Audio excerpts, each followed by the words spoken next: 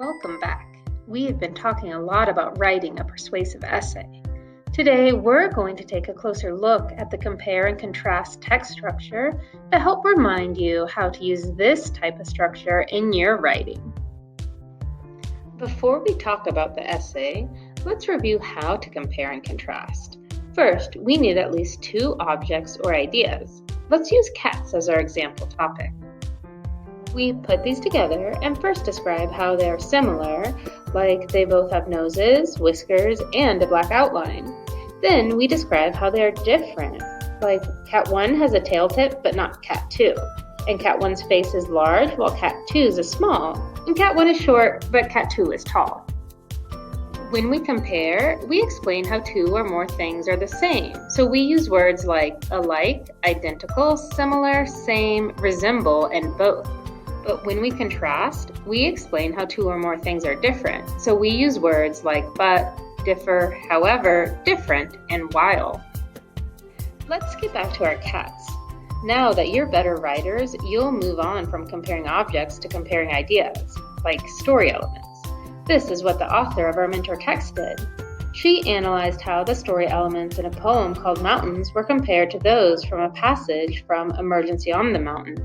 She may have found that both texts use similes, have similar settings, and are written to entertain. From there, she described how the poem has rhythm but not the passage.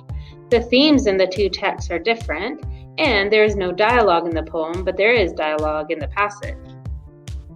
After the analysis is complete, it's really important to go back to the prompt. The mentor text prompt was write an essay that explains the differences in the story elements between the passage and the poem.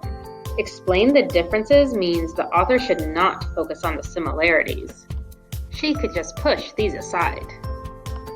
Now, with the focus of her essay clear, she could decide that the difference in the rhythm would be the topic of her first body paragraph, differences in theme would be the topic of the second body paragraph, and differences in dialogue would be the topic of her third body paragraph.